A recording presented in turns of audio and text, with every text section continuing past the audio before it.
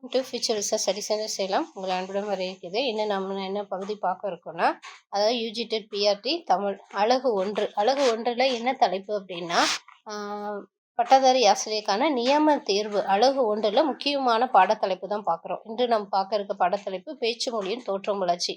அதாவது தோற்ற கோட்பாடை பற்றி bow wow theory, ding dong theory, social induction theory, divine source theory அப்படின்னு 4 வகை தியரியை சொல்கிறாங்க. சரிங்களா? பேச்சு மொழியின் தோற்றத்தை பற்றி சொல்கிறப்பே நிறைய தியரிகள் சொல்கிறாங்க. இயற்கையான ஒலிகளை பின்பற்றக்கூடிய சொற்கள் உருவாச்சுன்னா அது பௌபவ் தியரி. பொருட்களின் ஒளி பொருளுக்கு இடையிலான தொடர்பை பற்றி சொல்கிறது டிங்டாங் தியரி. குழுவாக வேலை செய்யும் போது ஏற்பட்ட ஒலிகளை பற்றி சொல்லியது சோஷியல் இன்ட்ராக்ஷன் தியரி.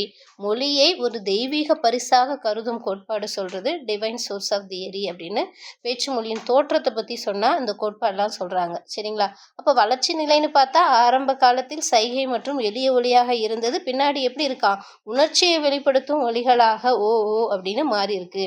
இதுதான் பின்னாளில் எழுத்து வடிவமாக பெற்றிருக்கு அப்படின்னு சொல்லி பேச்சு மொழியின் தோற்றம் வளர்ச்சி பற்றி ஒரு சிறு குறிப்பு தான் கொடுக்கப்பட்டிருக்கு. சரிங்களா? இந்த குறிப்பு அவசியமான ஒரு பாடத்தலைப்பாக இருக்கு. இதுல இருந்து வேறு வினாக்கள் எப்படி கேட்டிருக்காங்கன்னு பாருங்க.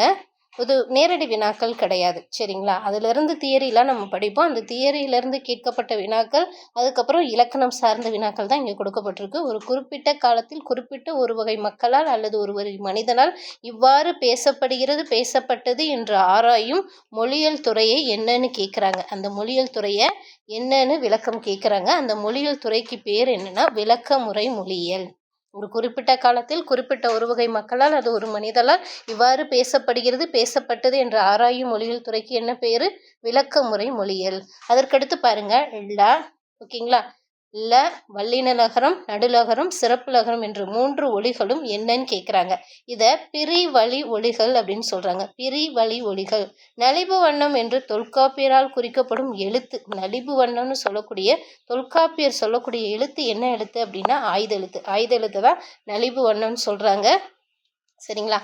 இதுதான் இன்று பார்க்கக்கூடிய முக்கியமான தலைப்பில் உண்டு. மொழி வரலாறு அப்படின்ற அழகு 1ல் முக்கியமான தலைப்பு. மீண்டும் ஒரு தலைப்பில் சந்திப்போம். நன்றி.